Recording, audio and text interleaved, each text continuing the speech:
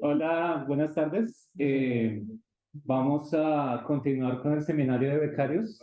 El día de hoy nos va a hablar Gabriel sobre problemas matriciales, álgebras mansas, álgebras un poco más salvajes. Entonces, agradecemos a Gabriel que haya venido y hoy vamos a hacer nuestra primer intento de grabación. Van a estar grabados los seminarios en el canal de YouTube de aquí del centro. Entonces, les sugiero que si pueden compartir, ayudarnos a difundir. ¿Ok? Gracias. Bueno, muchas gracias a los organizadores por permitirme hablar sobre un poco del trabajo que estoy haciendo. Lo que quiero hacer ahorita es hablarles un poco sobre lo que se estudia en teoría de representaciones. En principio, lo que vamos a hacer es, pues, pensar en matrices. Lo que uno hace cuando llega a secundaria prepa es tener matrices y resolver sistemas de ecuaciones lineales. Y eso es lo que se hace. Y te dicen, bueno, tienes una matriz, saca el determinante, haz esto, haz aquello, y ya. Pero es todo lo que se tiene para matrices. Y cuando uno llega a la licenciatura, o normalmente cuando yo llegué, dejé de ver matrices. Los primeros 3 semestres nunca vi matrices. Y entonces, este origen de las matrices lleva muchísimo tiempo. Es desde el año 2 antes de Cristo, desde el siglo 2 antes de Cristo. Y se empezaron a usar en Babilonia para justamente el estudio de sistemas de ecuaciones lineales. Y pues parece que es todo, ¿no? Pero uno llega a álgebra lineal y bueno, tiene algo muy abstracto que es un espacio vectorial. Entonces nos tomamos un espacio vectorial que todos lo conocemos, es un grupo abeliano con una operación externa del campo, ¿no? Que cumple ciertos axiomas. Y normalmente nos presentan lo que es el anillo de endomorfismos de este espacio vectorial. Pero ¿y las matrices? Bueno, pues uno se toma transformaciones lineales y una K base de cardinalidad n y puede asociar las matrices. Entonces ya aparecen matrices en espacios vectoriales. Y luego lo que hacemos es, bueno, saca el polinomio característico, valores propios, vectores propios, diagonalización, formas canónicas de Jordan. Y de alguna forma lo que estamos haciendo es tener un ente tan abstracto que lo podemos calcular con matrices. Entonces lo que uno piensa es, bueno, tengo un espacio vectorial, agarro una matriz que sé cómo puedo caracterizarlas y de esa forma puedo saber cómo es el espacio vectorial. Esa es la primera intuición de uno. Bueno, ¿y cuáles son las preguntas con respecto al álgebra lineal? Pues hay un problema abierto del álgebra lineal. Dadas dos parejas, estas se dicen que son isomorfas, sí, solo sí. Existe una matriz invertible de tal forma que las correspondientes I son semejantes a la otra I, ¿no? La I' va a ser semejante a la I, a la I. Bueno, entonces encontrar la forma canónica de pares de matrices es justamente tener esta relación de semejanza simultánea. Y este es un problema abierto que se llevó bastante tiempo en el álgebra lineal. Ahorita, después voy a hablar de este problema abierto, pero quiero que lo tengan en mente.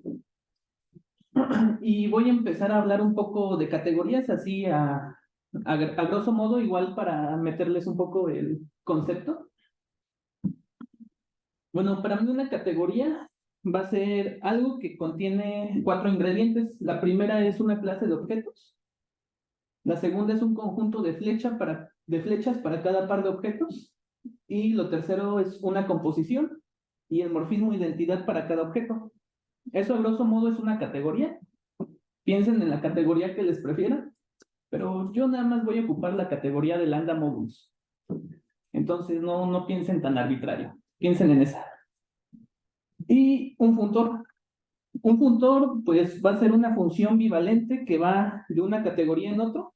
Esto de bivalente es que manda objetos en objetos y que manda flechas en flechas. También tiene otra cosita que manda la identidad en la identidad del objeto correspondiente y que respeta la composición. Cuando no diga qué es, siempre voy a pensar que es un funtor covariante. Cuando es contravariante, me cambia la orientación de las flechas.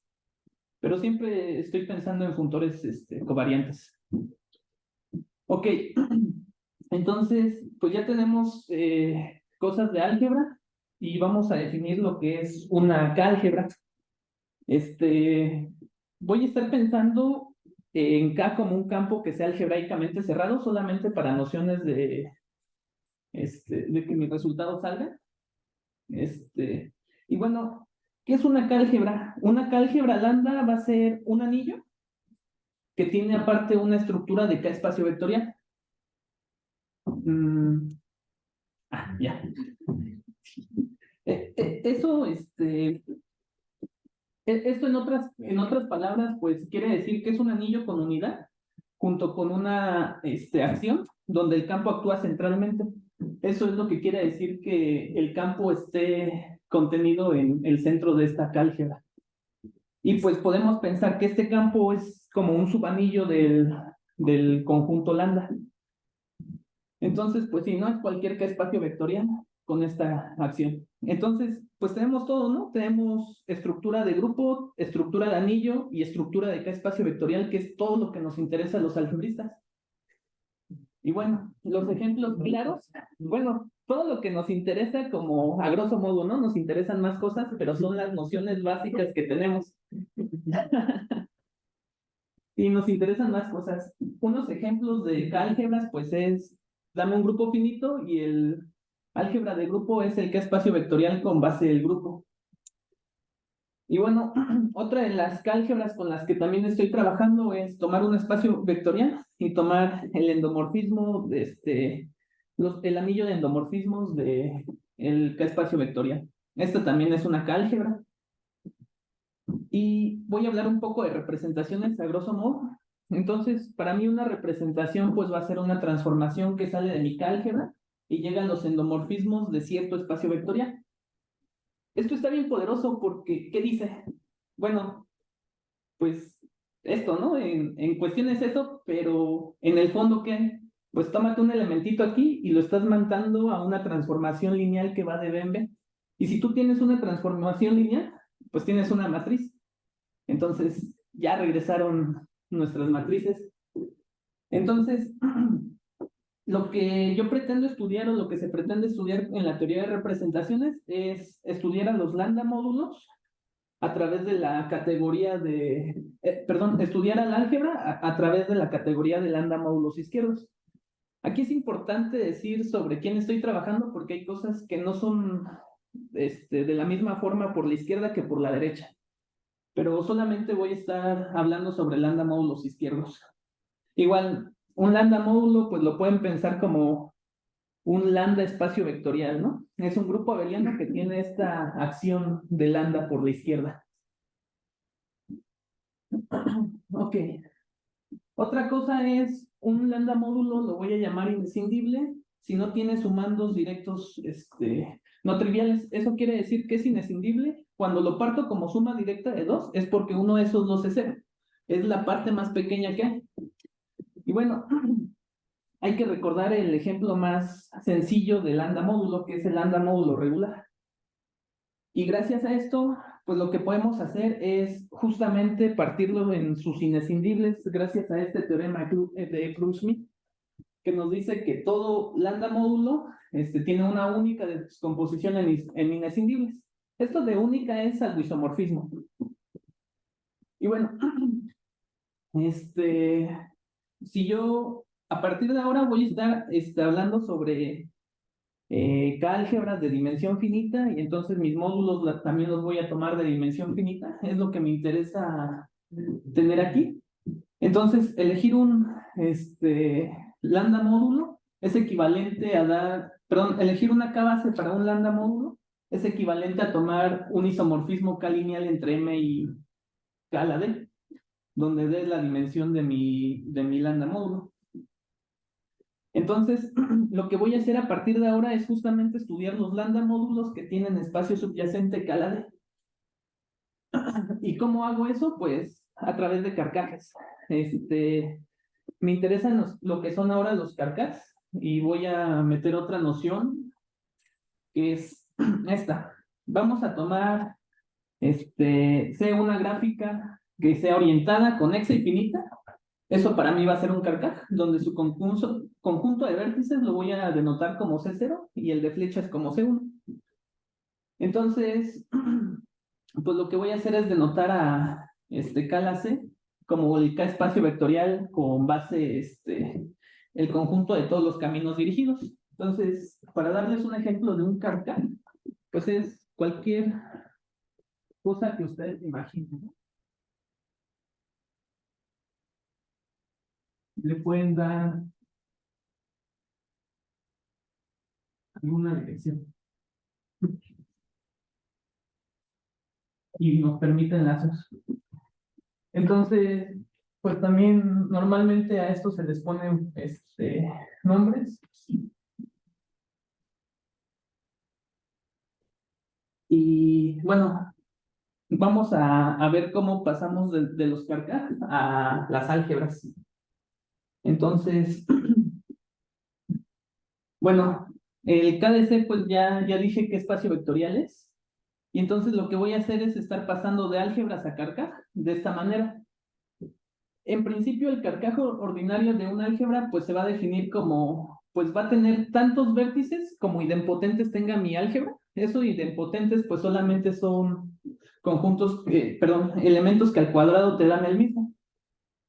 Y va a haber un número de flechas que van de I a J si la dimensión de este espacio vectorial es ese número, ¿no?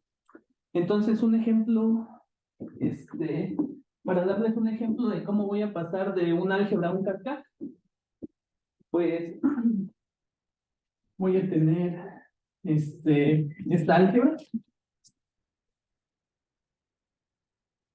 Es el álgebra de matrices triangulares, de 2 por 2. Y pues el carcaj ahorita los dibujo, pero créanme, los idempotentes solamente son estos. E1, E2.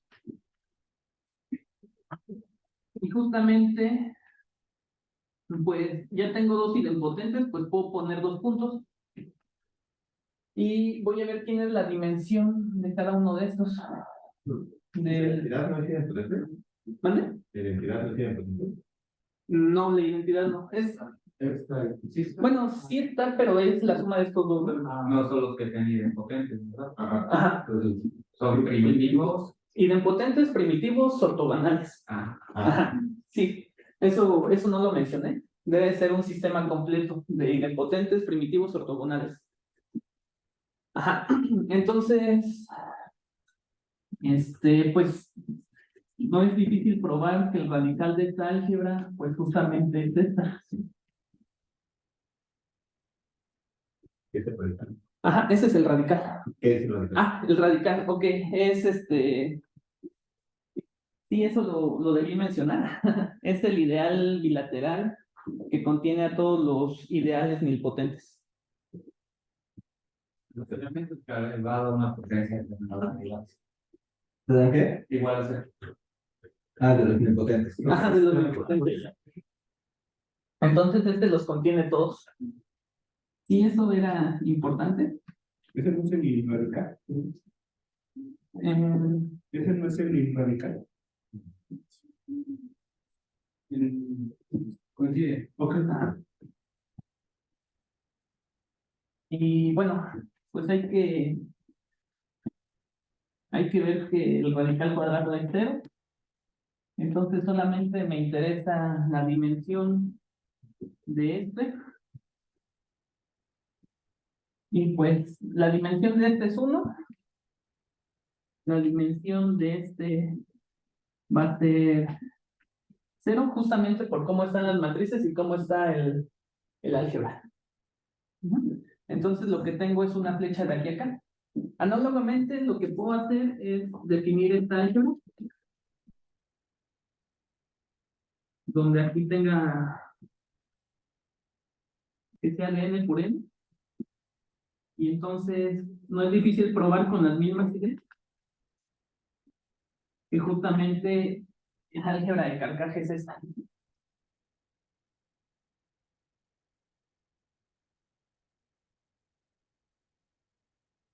Entonces, bueno, ya que les definí lo que son justamente cómo pasar de de un álgebra a un carcaj, pues lo que voy a hacer es ahora dar lo dual.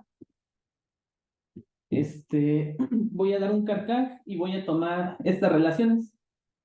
Estas relaciones, pues justamente lo que me dice que es un sistema completo, es decir, que sumados me da uno, que son ortogonales, y que va a haber una flecha que va de I a J, siempre y cuando se puedan componer de esta manera, ¿no? Si va de un vértice I a un vértice J, la flecha alfa. Adiós. Digo, Ajá. una pregunta, perdón, para entender. O sea, ahí en esa dimensión que te dio uno, si hubiese dado, por ejemplo, no sé, 2, entonces van dos flechas de 1 a 2. Ajá. Ya. O sea, la dimensión. Ah, perdón, aquí es de 2 a 1. Ya. Ajá. Y aquí de 1 a 2. Sí, va una flecha de 1 a 2 o de 2 a 1 dependiendo la dimensión. Ok. Ajá, sí, van al revés. Gracias. Sí, perdón. Entonces, eso algebraicamente es lo que me dice sobre mis carcasas. Pero bueno, entonces, ¿cómo paso ahora de un álgebra a otra? Pues me tomo un módulo que sea de dimensión finito y este módulo siempre va a estar determinado por operadores lineales que satisfacen esta relación. Que los primeros operadores me den la identidad, que sean ortogonales y que si yo tengo una flecha de mi carcaj que vaya de A a J, entonces puedo componer de esta manera mis operadores. Y entonces no voy a ir intuitivamente al carcaj, quiero definir una categoría aún más grande, lo que son las representaciones del carcaj. Entonces, pues para eso, pues lo que voy a hacer es decir quién son los objetos, quiénes son las flechas y cómo compongo. Entonces, por cada punto de mi carcaj, voy a poner un espacio vectorial.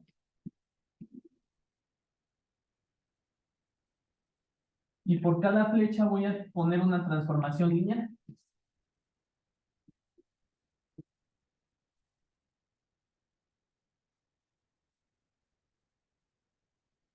Entonces, pues el objeto en esta categoría es todo este conjunto que le voy a llamar BI, phi alfa, T alfa, que son familias de espacios vectoriales y familias de transformaciones lineales.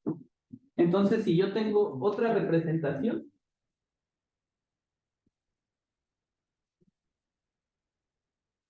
pues quiero conectar estas dos. Pues los conecto con transformaciones lineales que me hagan conmutar estos cuadros. Entonces ya les dije cuáles son los objetos y cuáles son las flechas. Los objetos son cada uno de estos y las flechas son familias de flechas que van hacia ellos que hacen conmutar los cuadrados. Y la composición, pues es la misma, ¿no?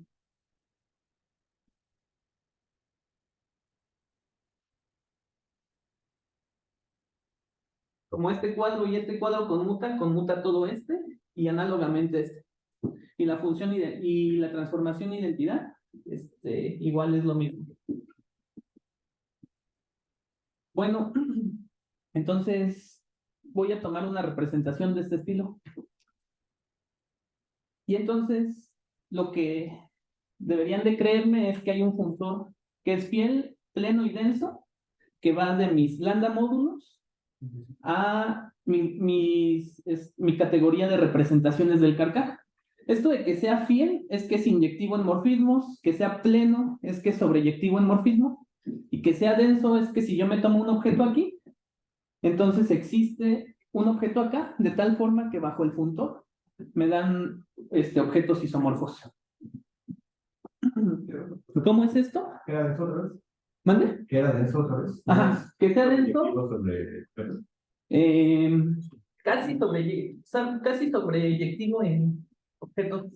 Te tomas el funtor que vaya de una categoría C a una categoría D y vas a decir que es pleno si para cada objeto aquí existe un objeto acá, de tal forma que bajo el funtor sean isomorfos estos dos objetos. Ah, ok. Sobrellectivo salvo. Salvo isomorfismo. Ajá. Entonces, justo para decirles cómo está esto, es para darles un sketch de esta prueba es, pues tomo una representación de un carcaj. Ahorita no me importa cómo sea, pero la voy a denotar así como B y alfa. Y voy a tomar esto. B' y alfas primas. Entonces, yo quiero que me dé un lambda módulo. Estos son K espacios vectoriales sobre lambda. Pues el módulo que me consigo es la suma directa de estos. Y el módulo correspondiente acá es este. Y estas de aquí, recuerden que son familias de funciones que van de el I al I'. Pues me la tomo como la matriz.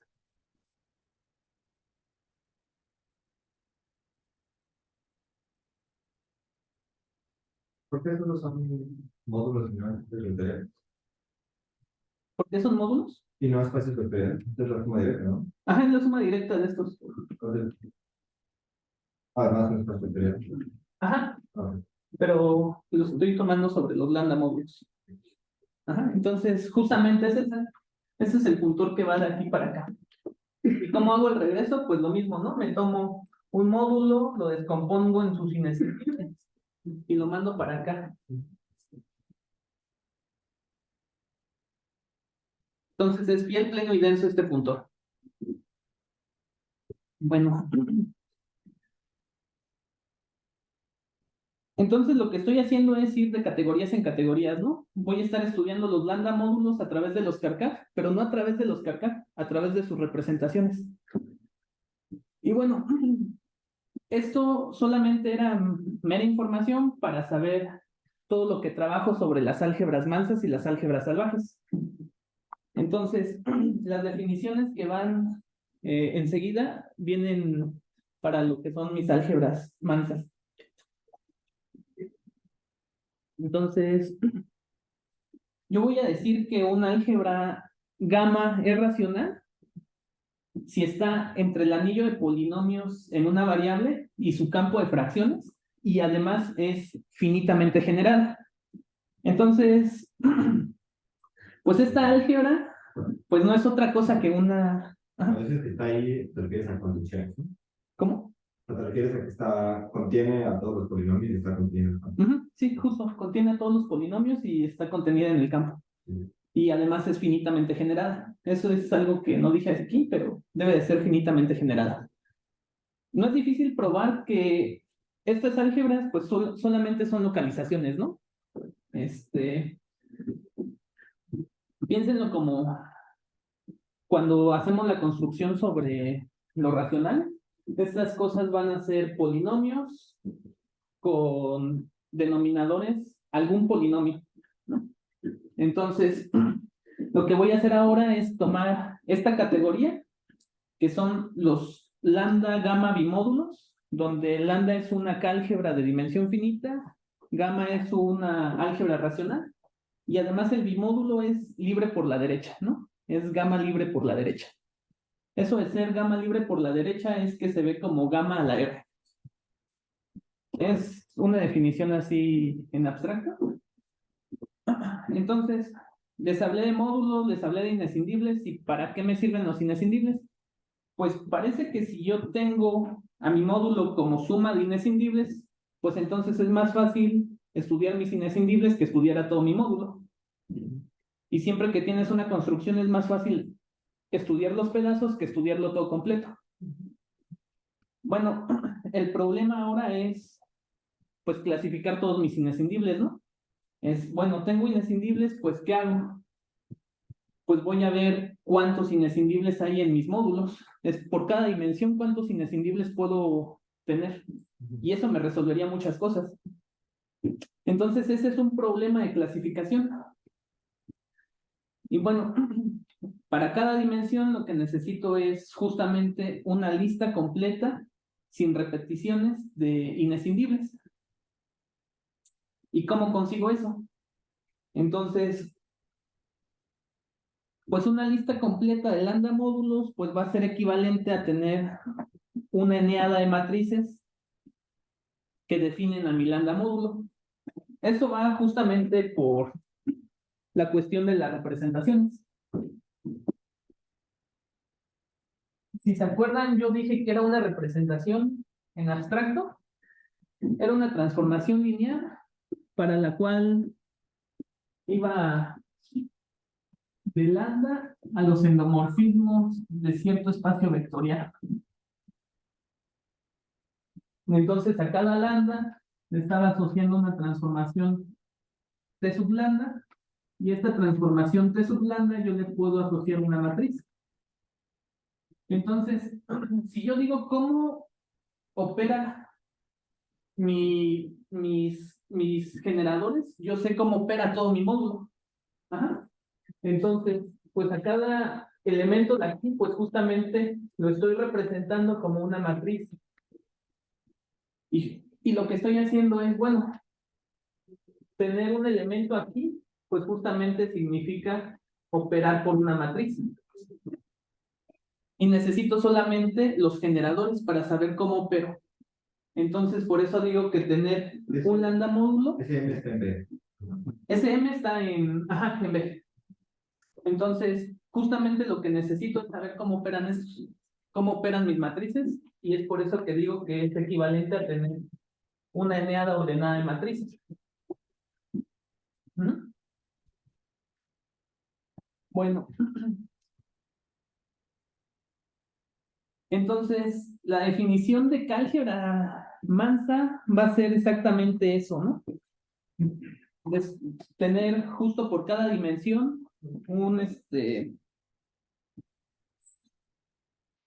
por cada dimensión lo que voy a tener es una lista completa de inescindibles. Entonces, una álgebra se va a llamar mansa si para cada dimensión existe un número finito de familias uniparamétricas de inescindibles, de tal forma que cualquier lambda módulo inescindible de dimensión D es isomorfo a alguno de estos. Suena muy extravagante, ¿no? Es que no es ni paramétrico. Ajá, justo por eso suena muy extravagante. Porque cuando uno ve esta definición es como, bueno, ¿y qué es uniparamétrica, no? Que sea uniparamétrica es que va a ser que voy a tener una eneada ordenada de matrices, de tal forma que el módulo A alfa sea un lambda módulo. Y eso de ser uniparamétrica es, bueno, este módulo lo estoy tomando que sea lambda módulo izquierdo, pero recuerden que ya estoy sobre la categoría de gamma módulos derechos, que sean libres. Entonces, estas matrices no son cualquiera matrices, son matrices con entradas racionales.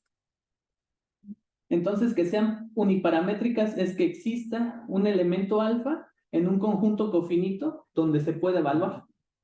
Este elemento de cada XQ son justamente todos los elementos que no son raíces de Q, de un polinomio Q.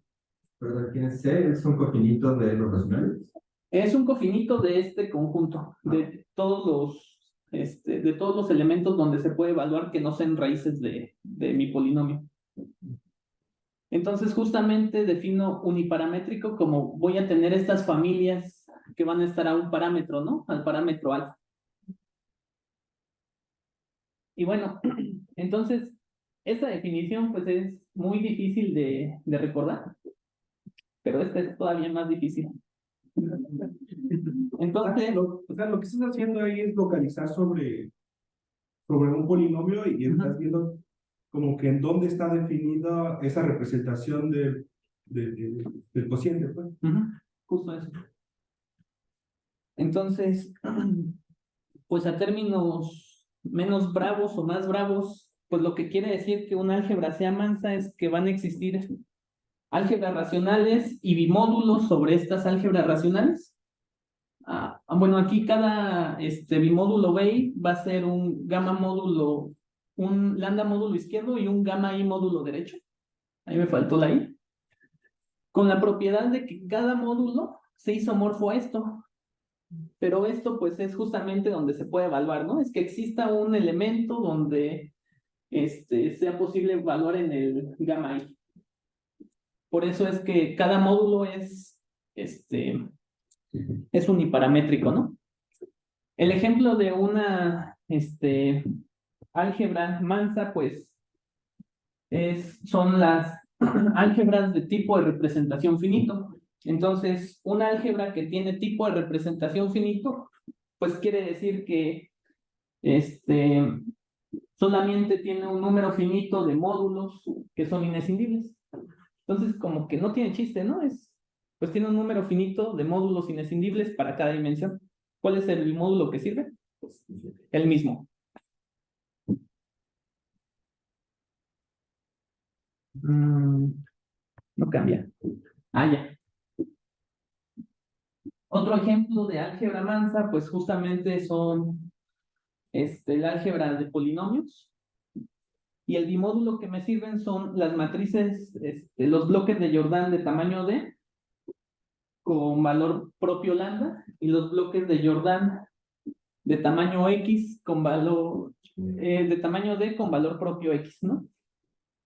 Esos son los bimódulos que me sirven justamente porque aquí puedo evaluar en todo, ¿no? Entonces lambda es cualquiera y X puedo evaluar sobre cualquiera.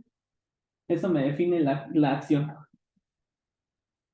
Entonces, pues ahora otros resultados que tengo es que una álgebra finitamente generada, si yo tomo una álgebra finitamente generada y me tomo un cociente de ella que sea mansa, entonces la álgebra es mansa con la que empecé.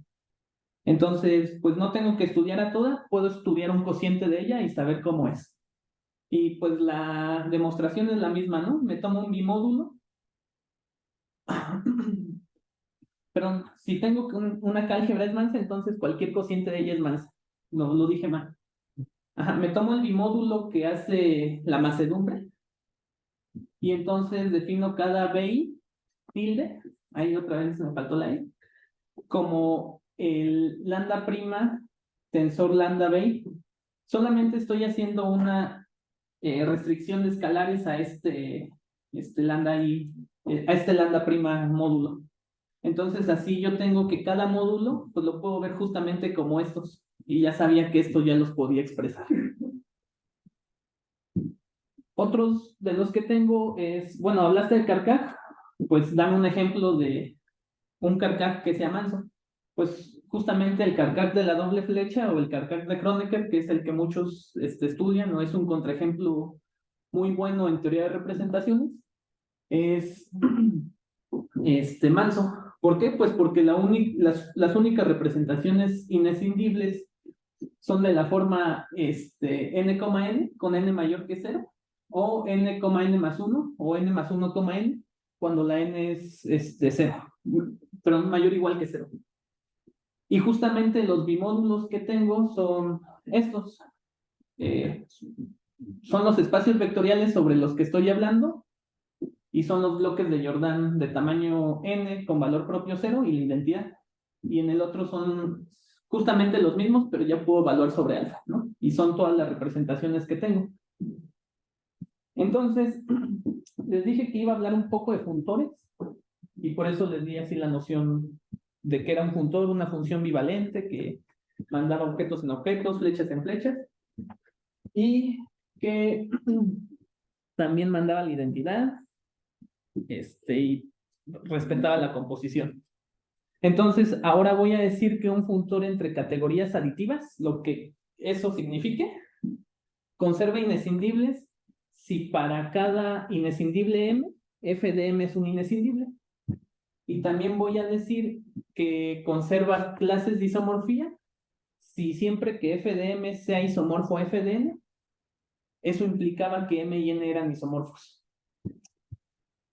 Ajá, entonces la definición de una cálgebra mansa, pues tienes una cálgebra, perdón, una cálgebra mansa y lo que se te ocurre definir ahora es una cálgebra salvaje, ¿no? Es como, ¿qué pasa si yo no tengo control sobre mis módulos? Pues una cálgebra salvaje, la definición de cálgebra salvaje, gracias a Dios, es mucho más fácil, pero en la práctica no es tan fácil. Entonces, el nombre no lleva nada que ver con la definición, pero sí con en la práctica qué tan fácil es. Entonces, voy a decir que una cálgebra lambda es salvaje si existe un bimódulo que sea lambda módulo izquierdo y k de xy módulo derecho, de tal forma que el funtor B tensor huequito conserva clases de isomorfía e inescindibles. Y pues muchos se preguntarán que para qué este módulo, ¿no? ¿Por qué el K de XY? ¿Y por qué no cualquier otra álgebra racional o por qué no cualquier otra cálgebra? Bueno, el ejemplo por excelencia, pues este mismo es salvaje. Y pónganlo un tache, es salvaje. ¿Por qué salvaje? Pues, ¿por qué salvaje? A ver, antes de pasar a eso.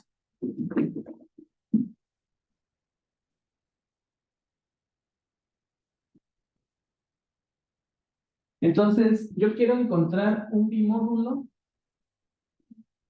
que sea K de XY módulo izquierdo y derecho, pero en K de XY también sea libre por la derecha, de tal forma que este punto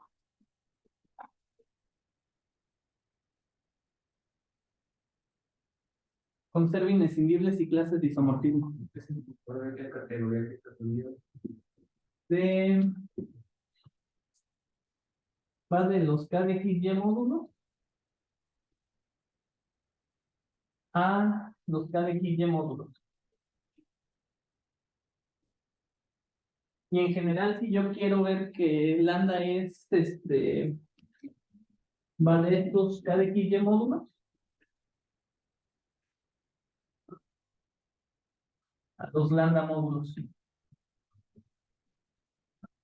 Entonces, pues, ¿cuál es el bimódulo que sirve?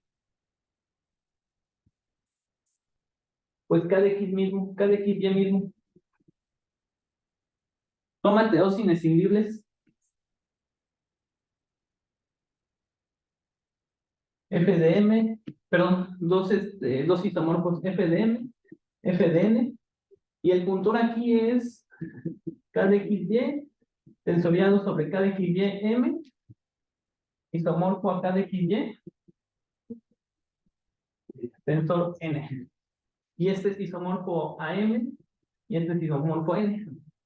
Entonces son iguales, ¿no? Igual te tomas un inescindible, lo manda él mismo, ya, ¿no? Entonces, pues ese ejemplo está muy fácil, ¿no? Porque dices, bueno, pues ha de ser la única cálgebra que sea salvaje. Pero ¿cuál es la complejitud de todos estos KDXY módulos o por qué me baso en estos KDXY módulos? Pues justamente porque los KDXY módulos de dimensión finita pues corresponden a pares ordenados de matrices, de tal forma que constituyen esta condición de semejanza simultánea que les presenté al principio, que era el problema abierto del álgebra lineal. Entonces, estudiar a estos KDXY módulos, pues tiene una complejitud muy grande. Y pues por eso la universalidad de solamente basarnos en esta KDXY álgebra, en esta álgebra KDXY. Entonces, pues otro ejemplo para que no se vea que solamente hay una álgebra que sea salvaje, es tomar la cálgebra de dimensión 4, que es el álgebra de polinomios con variables x1, x2 y x3, con el ideal generado por las relaciones x y por xj, ¿no? O sea, no hay conmutatividad. Esta álgebra, pues justamente lo que me hacen los carcas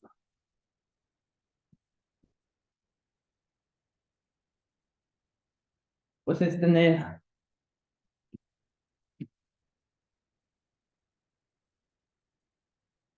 un triple lazo. ¿Pero quién es esta?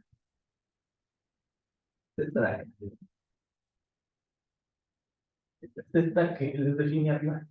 Entonces, la complejitud de los lambda módulos inescindibles acá, la tiene la complejitud de los lambda módulos inescindibles acá. Pero bueno, dime, dame el bimódulo o quiénes son esos.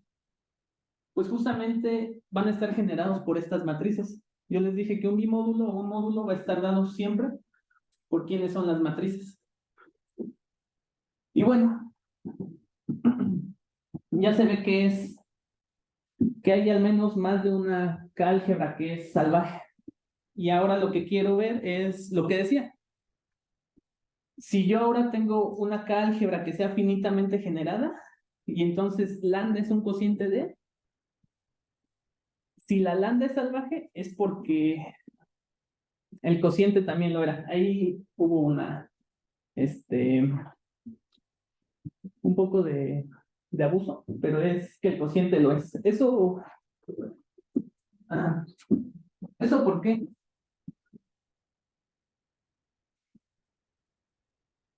Yo tengo una álgebra y tengo un cociente. Aquí siempre tenemos una proyección. Entonces, si este es salvaje, es porque este es salvaje. No, eso no es lo que decía. Ajá. Bueno, Me dice si izquierda es salvaje, derecha es salvaje. ajá, si izquierda es salvaje, derecha es salvaje. Ajá. Pero si era al revés, pero... Ah, sí, perdón. Sí, sí. Ajá, sí, así, justo. Si este es salvaje, este es salvaje. Y. A ver, espera. salvaje, derecha de aquí para ¿De aquí para acá? No, no. Pues es que, ya, de acá para acá, sí, ya. Ah, ok. Sí, estoy viendo al revés. Okay. Ajá. ¿Y esto por qué? O sea, justamente, ¿cómo es que definimos un lambda módulo izquierdo a través de un lambda y módulo derecho? Por restricciones escalares, ¿no? Entonces, justamente, ¿cómo voy a operar un elemento aquí? Como esto.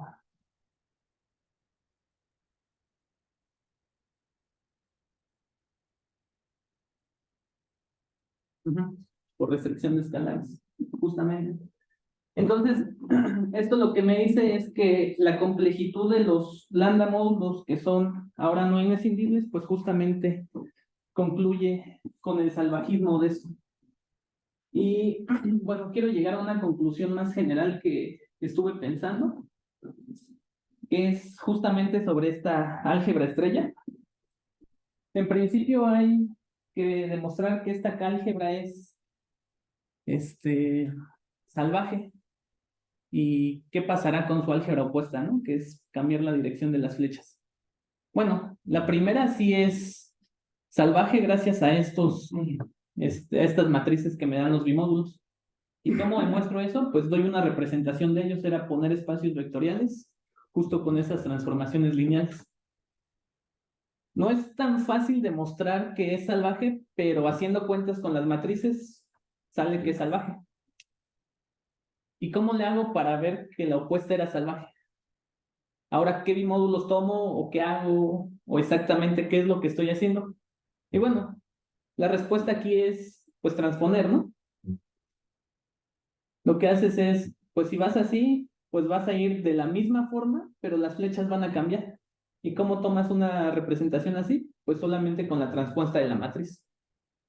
Entonces, eso me llevó a la pregunta de, bueno, si tengo una álgebra que es salvaje, entonces su opuesta es salvaje. Y bueno, ¿cómo hago esto?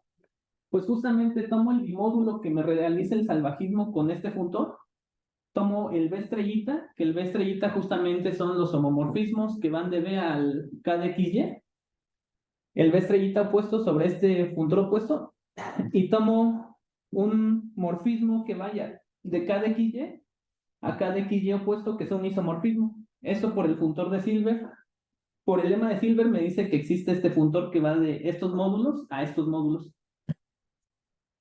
Este diagrama conmuta, este diagrama conmuta y este último diagrama conmuta. Y justamente me respeta los inescindibles y las clases de isomorfismo. Entonces, esta era la última pregunta que tuve. Y bueno, parece que solamente es transponer las matrices y hacer eso con las representaciones, pero en un diagrama y bien escrito es hacer todo este cambalache. Y bueno, eso era un poco de lo que estoy trabajando y espero que se haya entendido. Dejo un poco rápido, pero bueno, muchas gracias.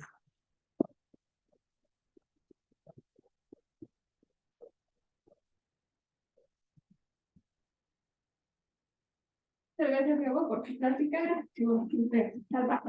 Bueno, muy interesante. Ahora es la parte de las preguntas. Tenemos 10 minutos para preguntas. ¿Alguien quiere hacer algo? Bueno, estoy tratando de entender esta relación entre tus álgebras y entre tus carcas, ¿no? Pues tú dijiste que toda álgebra, la puedo, bueno, en este contexto la puedo ver como la suma de indecidibles, ¿no? Esos indecidibles en sí mismos son álgebras. ¿Cómo? O sea, estos indecidibles de esta álgebra en sí mismos son álgebras. Ok.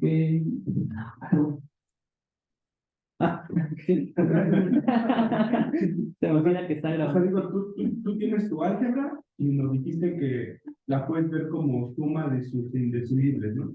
De módulos inescindibles. De modo los indecidibles. Ajá. ¿Esos indecidibles son álgebras? No necesariamente. Okay. Porque justamente no, o sea, justamente los inescindibles que aparecen en mi álgebra, pues son por los idempotentes, ¿no? Toda álgebra la vas a descomponer aquí.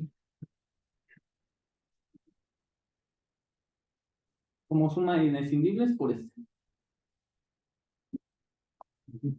Un ejemplo clásico es tomarse una álgebra de matrices, ¿no? Donde los espacios de columnas son indecidibles, pero pues toda el álgebra no es indecidible, sino suma indecidible, tanto como la dimensión.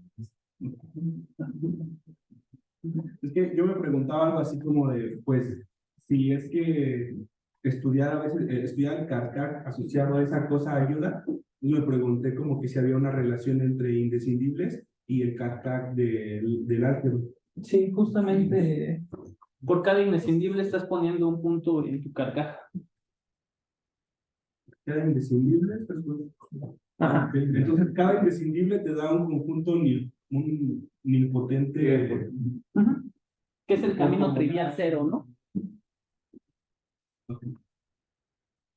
Es el camino que inicia en 1 y termina en 1 de longitud 0. Bueno, tengo otra pregunta, perdón. Ajá. Es que ahorita, bueno, la forma de construir el CARCAC fue fijándote en los nilpotentes que cumplen ciertas cosas, ¿no? Sí, ¿no? En un sistema completo y de impotentes ortogonales. Ajá, esos eran los vértices, ¿no? Ajá. Un vértice por cada idempotente. No, ¿qué? Sí, ¿no? Sí, ajá. Un vértice por cada idempotente. Pero son idempotentes especiales. ¿Cómo se puede partir más como más suma? Ah, ok. Tal vez eso responde a mi pregunta. ¿Por qué no consideramos todos los idempotentes? No, es que justamente es un sistema completo de idempotentes ortogonales y primitivos. Que sea completo quiere decir que la suma de ellos te da el 1. Idempotentes, pues ya lo dije, ¿no? Y ortogonales, pues lo mismo, ¿no? E por EJ es bueno, esto incluye la delta isónica. Y primitivos es que si lo ves como suma de 2, entonces uno de ellos 2 es 0.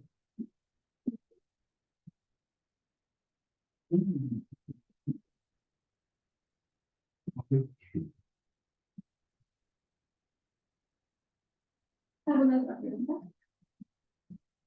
tengo una, pero no es por Ok, cuando ponías, creo que no creo que se llama pero cuando ponías como este grafo, para una salvaje, que tenías como pues el vértice con dos loops, Ujú.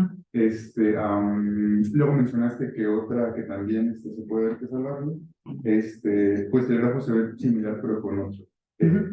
Esta generalización como de cada que tengas algo que contenga de alguna manera a este grafo, ¿es salvaje, existe o no existe? Justo Y- por esa complejitud que tiene estudiar esto, ¿no? Ujú. Y entonces, ¿se puede hacer lo mismo con la última que mostraste, que es como una estrella, o no se puede? Sí, justamente hay un resultado que ya no mostré, que estuve trabajando y lo que te dice es que si tú ya sabes que una es salvaje, por ejemplo esta, pero son siglos.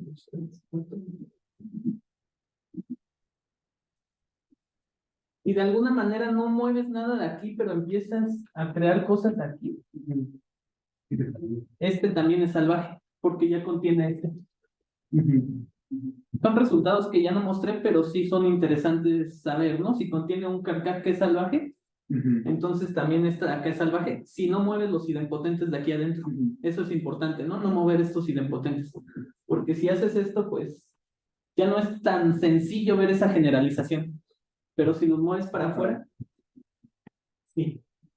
Y entonces, bueno, usar también en la cámara de selección de flecha también solar. Entonces, supongo que la pregunta va algo así como de, no entendí bien la definición de salvaje y cómo se contrapone a la de mansa, pero es posible como, ya que tengas, o sea, suponiendo que encuentres todas las formas que pueden tener los grafos de la salvaje, es posible tener como una base, como todas las álgebras salvajes. Sí, ese es el problema. Pues ya está trabajado, ya en general lo que se trata es saber cuándo es salvaje a través del carcaj, ¿no? Es importante eso porque, pues de cierto modo, lo que pretendemos es a través del carcaj saber cómo representarlos. No todos, pero sí la mayoría de ellos se saben, ¿no? Bueno, es interesante. Ujú. ¿Alguien más?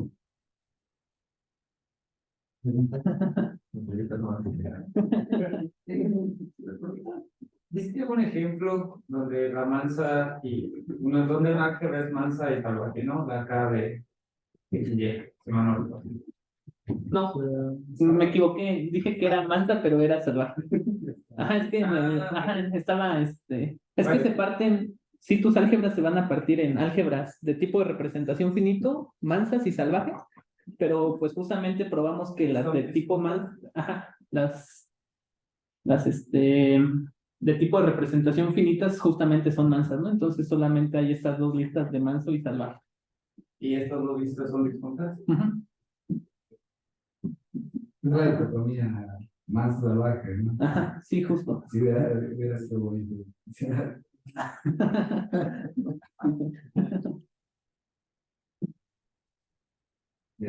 Tienes más como resultados de estructura, o sea, mencionaste y ya sabes que si algo es manso o salvaje, todos sus cocientes son los respectivos, ¿no? Sabes algo sobre productos, sabes cómo realizar, y ciertos cocientes son algo, entonces, Sobre cocientes no, pero sí sobre funtores. En general, estos funtores que te presenté normalmente en la práctica salen que solo son fieles.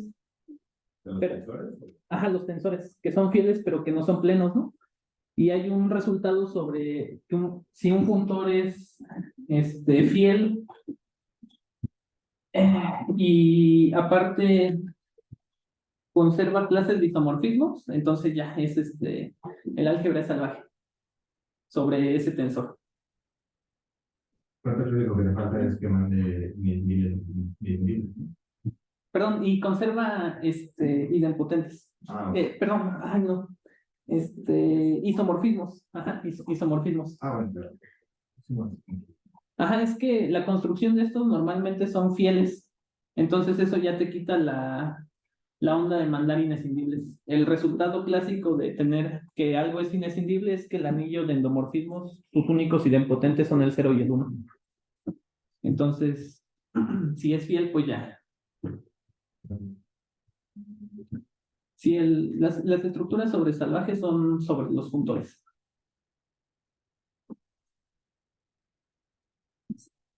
¿Una otra pregunta? Queda tiempo para una.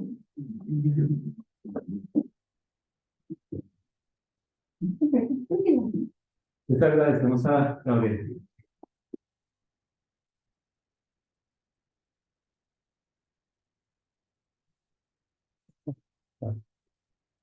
Entonces, hoy terminamos nuestra emisión de la primera grabación de nuestro seminario y los esperamos en la siguiente. ¿Ok? Bueno,